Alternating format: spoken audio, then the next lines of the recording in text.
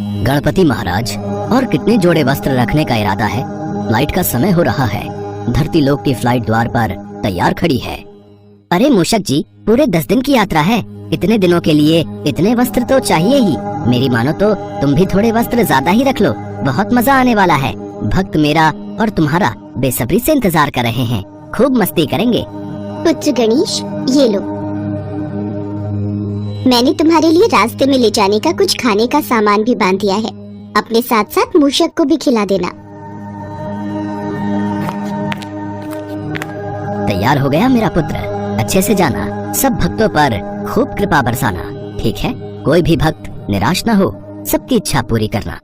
भैया गणेश, अपना ख्याल रखना और शीघ्र लौटना। हम सबको आपकी याद आएगी। मुझे भी आप सबकी बहुत याद आएगी। मैं 10 दिन बाद लौट आऊंगा। भगवान गणेश अपनी सवारी मूषक के साथ फ्लाइट में बैठ जाते हैं, जो कि कैलाश के द्वार पर ही खड़ी थी। माता पार्वती थोड़ी भावुक हो गई थी, पर वो जानती थी कि गणेश चतुर्थी उत्सव है तो पुत्र गणेश को धरती लोक पर भक्तों के बीच 10 दिन के लिए रहना ही होगा। गणेश जी उन्हें देखकर मुस्कुराते हैं तो वो भी मुस्कुरा देती हैं। इसके बाद गणेश जी की फ्लाइट उड़ जाती है। गणेश जी की हवाई यात्रा प्रारंभ हो जाती है। वो फ्लाइट में अपनी सवारी मूषक के साथ धरती लोक पर जा रहे थे। सभी देवी देवता भी उन्हें विदा करते हुए उन पर फूलों की वर्षा कर रहे थे। कुछ समय बाद भगवान गणेश की फ्लाइट एक मैदान में रुकती है। गणेश महाराज, क्या पृथ्वी लोक आ गया? हाँ मूषक जी, अपनी निद्रा को त्यागो और उठो। हम धरती लोक पर पहुँच गए हैं। चलो, अब हम धरती लोक पर हर भक्त के घर जाएंगे, पर इस रूप में नहीं। हम अपना रूप बदल कर जाएंगे। जल्दी से सुंदर वस्त्रों में तैयार हो जाओ। इस बार हम 2 बड़े सेठ बनकर अपने भक्तों के घर जाएंगे। जो आज्ञा गणेश महाराज। मैं फिर तो बढ़िया वस्त्र पहन लेता हूँ। आप भी पहन लो। इसके बाद गणेश जी और मूषक दोनों अमीर सेठों की वेशभूषा में आ गए। गले में सुंदर माला, कुर्ता, धोती, सर पर पगड़ी। वे दोनों बहुत ही सुंदर लग रहे थे और देखने में किसी बड़े घराने के सेठ लग रहे थे। महाराज, कितना भव्य नजारा है। जगह जगह पंडाल सजे हैं। हम दोनों का तो बहुत ही भव्य स्वागत हो रहा है। मूषक जी, यही तो मैं देख रहा हूँ। सब मेरे स्वागत के लिए कितनी तैयारी कर रहे हैं। हर वर्ष इन भक्तों का यही प्रेम तो मुझे धरती लोक पर खींच लाता है और मैं दौड़ा दौड़ा चला आता हूँ। बहुत से पंडाल हमने घूम लिए। चलो, वहाँ उस पंडाल में चलते हैं। गणेश जी और मूषक धरती पर अलग अलग जगह घूम रहे थे। उन्हें धरती पर घूमते हुए कुछ दिन बीत गए थे। तभी वो एक गांव में पहुंचते हैं, जहां पर गणेश चतुर्थी उत्सव की तैयारी चल रही थी। उस गांव का जमींदार बहुत ही खड़ूस था। वो गरीबों को पंडाल में जाने की अनुमति नहीं देता था। इस कारण गांव के कुछ गरीब बहुत ही दुखी थे। जमींदार साहब, बच्चे बहुत दिनों से गणेश जी के दर्शन करना चाहते हैं। बस थोड़ी देर हम उन्हें दर्शन करवाकर पंडाल से बाहर आ जाएंगे। हाँ जमींदार साहब, बच्चों का बहुत मन है। पंडाल में खूब तैयारी चल रही है। बच्चों का भी मन है कि वो गणेश चतुर्थी उत्सव का आनंद लें। बस बच्चों को थोड़ी देर दर्शन करने दो, आपकी बड़ी मेहरबानी होगी। यह पंडाल तुम जैसे गरीब भिखारियों के लिए नहीं खुला है। यहाँ पर सिर्फ अमीर सेठ ही दर्शन कर सकते हैं, समझे? चलो जाओ यहाँ से। इन सबको पंडाल के सामने से हटा दो। सारी शो खराब कर रहे हैं। जमींदार साहब, वो देखिए, सामने 2 बड़े सेठ आते हुए दिखाई दे रहे हैं। लगता है इस गांव में पहली बार आए हैं। हाँ। अरे, तू देख क्या रहा है? जल्दी से उन्हें लेकर आ और अच्छे से आओ भगत कर। इतने बड़े सेठ हैं, अच्छे से खातिरदारी करेंगे तो हमारा ही फायदा है। एक काम कर, तू रहने दे, मैं खुद ही उनके पास जाता हूँ।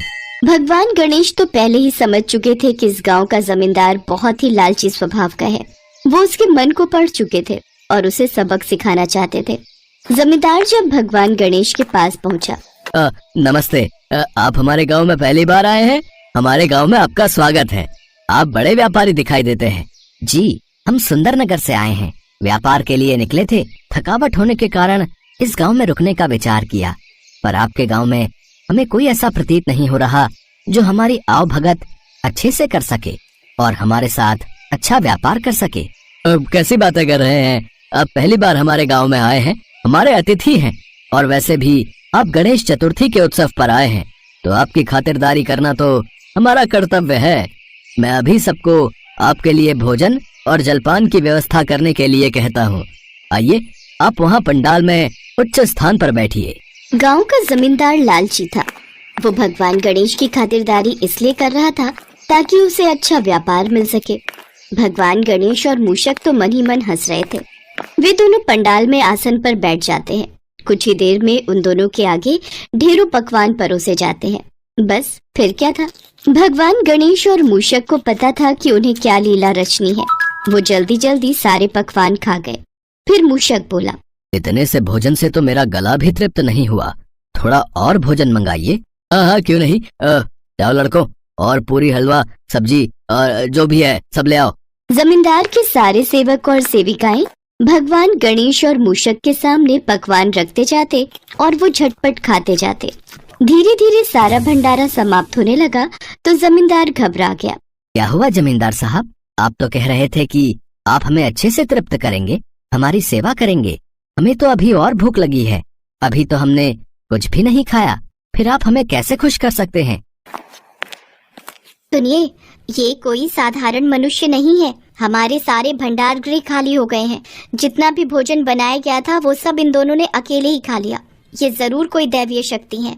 अब मुझे भी कुछ समझ नहीं आ रहा है भाग्यवान, ऐसा क्यों हो रहा है? आप कौन हैं? कृपा करके बताइए। अरे हम तो साधारण व्यापारी हैं, लगता है आप हमें खुश नहीं कर सके।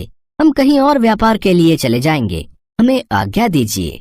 अपने घर आए अतिथि को तृप्त नहीं किया, हम भूखे ही यहाँ से उठ रहे हैं। अब नहीं, ऐसा ना कहिए। मैंने तो अपनी तरफ से पूरी कोशिश की कि आप दोनों यहाँ से खुशी खुशी जाएं।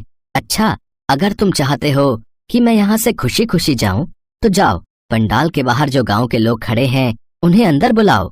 बोलो, उन्हें प्रसाद भी मिलेगा और उन्हें गणपति दर्शन भी होंगे। उन्हें भी भोजन कराओ, तभी हम तृप्त होंगे और प्रसन्न होंगे। मैं कुछ समझ नहीं रहा, आप कौन हैं? कृपा करके बताइए, मेरी चिंता दूर कीजिए। जमींदार की आंखों में आंसू आ जाते हैं। वो परेशान हो चुका था, घबरा रहा था।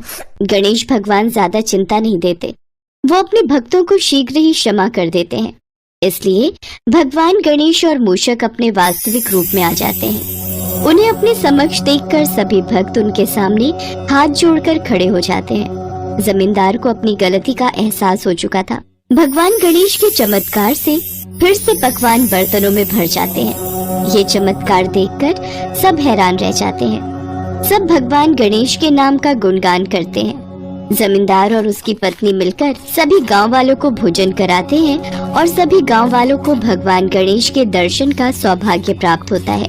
भगवान गणेश सभी गांव वालों को आशीर्वाद देते हैं और इसके पश्चात वे अपनी सवारी मूषक के साथ वहां से अंतर्ध्यान हो जाते हैं। गणपति महाराज, आज हमारे लौटने का समय है। सब लोग कैलाश में हमारी राह देख रहे होंगे, तो देर किस बात की है मूषक जी?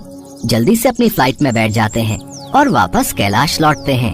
बहुत दिनों से मैं भी माताजी और पिताजी तथा भैया कार्तिकेय से नहीं मिला। देखो, कितने सारे मोदक और लड्डू का प्रसाद भी है। कैलाश पहुंचकर हम सब मिलकर एक साथ खाएंगे। गणेश विसर्जन के बाद भगवान गणेश सभी धरतीवासियों को अपना आशीर्वाद देकर अपनी मूषक सवारी